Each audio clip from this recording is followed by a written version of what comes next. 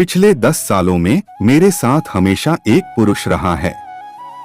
मैं हमेशा किसी न किसी रिश्ते में रही हूँ। मैं अपने पूर्व पति के साथ 8 साल तक रिलेशनशिप में थी। उसके बाद मैंने अपने पूर्व पति से दूरी के कारण रिश्ता तोड़ दिया। उसके कुछ समय बाद ही मैं एक ऐसे व्यक्ति के साथ 2 साल के रिलेशनशिप में आ गई जिसने मुझसे प्यार किया, लेकिन फिर भी मुझे धोखा दिया। यह एक बहुत ही खराब ब्रेकअप था। 10 साल तक रिश्तों में रहने के बाद मैंने खुद को अकेला पाया। मैं 31 साल का हूँ और अविवाहित हूँ। हाल ही में कुछ सवाल मेरे दिमाग में घूम रहे हैं। उन सालों में मेरे साथ क्या हुआ? इन 2 रिश्तों में मुझे क्या मिला, क्या हासिल हुआ?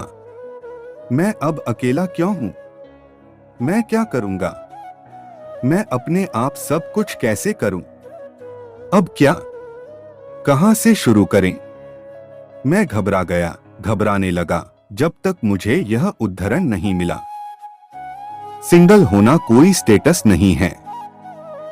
यह एक ऐसा शब्द है जो ऐसे व्यक्ति का वर्णन करता है जो दूसरों पर निर्भर हुए बिना जीवन जीने और उसका आनंद लेने के लिए पर्याप्त मजबूत है। हाँ, मुझे डर लग रहा है। मुझे हर चीज शेयर करने की आदत हो गई थी। मुझे आसपास किसी के होने की आदत हो गई थी। लेकिन वास्तविकता यह है कि मैं अपनी मर्जी से जी रही हूँ और यदि मैं अकेली रहकर आनंद नहीं ले सकती तो किसी और के साथ रहकर कैसे आनंद ले सकती हूँ? इसलिए मैंने सिंगल होने के बारे में पढ़ना शुरू किया और दूसरे खुश सिंगल लोगों का इंटरव्यू लिया।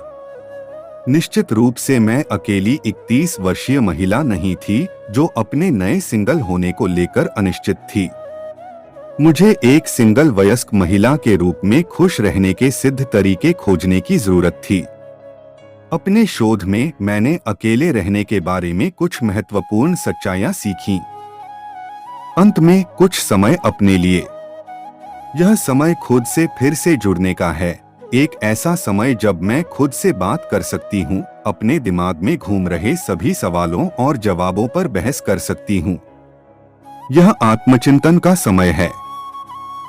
यह स्वीकार करने और छोड़ देने का समय है जो मुझे दूसरे बिंदु पर लाता है। हाँ, मेरे पास अपने एक्स की यादें हैं, लेकिन वो अतीत की बात है। मुझे पता है कि मैं हमेशा उन यादों को संजो कर रखूंगा, लेकिन मुझे आज के लिए जीने और कल के लिए योजना बनाने के लिए उनसे चिपके रहना बंद करना होगा। बुद्ध ने कहा कि हर दिन आप नया जन्म लेते हैं। इसका मतलब है कि आज के लिए नए अनुभव और रोमांच। उन 10 सालों में मैंने प्यार, गर्भावस्था और अपना स्वास्थ्य खो दिया।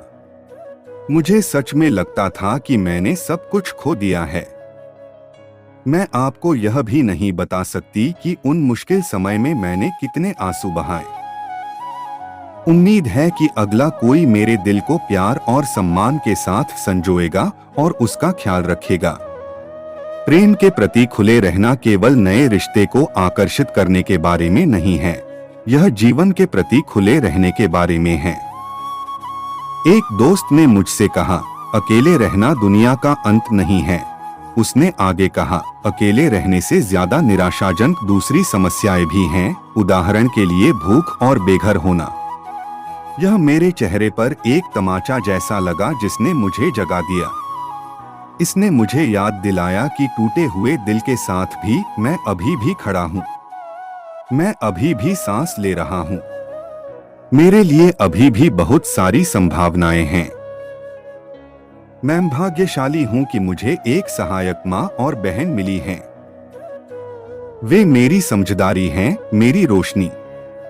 उनके साथ समय बिताना मुझे एक तरह से सुकून देता है। मैं भाग्यशाली हूं कि मेरे पास बहुत अच्छे दोस्त हैं जो हमेशा खुले दिल से मेरी बात सुनने और मेरा साथ देने के लिए तैयार रहते हैं। मुझे पक्का पता है कि मैं हमेशा अपनी खुशी और दुख उनके साथ साझा कर सकती हूँ। मैं हमेशा बिना किसी अपराध बोध के उन पर निर्भर रह सकती हूँ। और अब जब मैं अकेली हूँ तो मेरे पास उनके लिए समर्पित करने के लिए और भी ज्यादा समय है।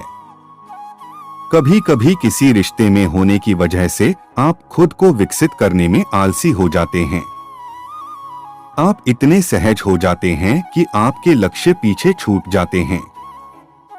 जब आप सिंगल होते हैं तो यह आपको अपने अंदर गहराई से देखने और उस व्यक्ति की पहचान करने के लिए प्रेरित करता है जो आप वास्तव में बनना चाहते हैं,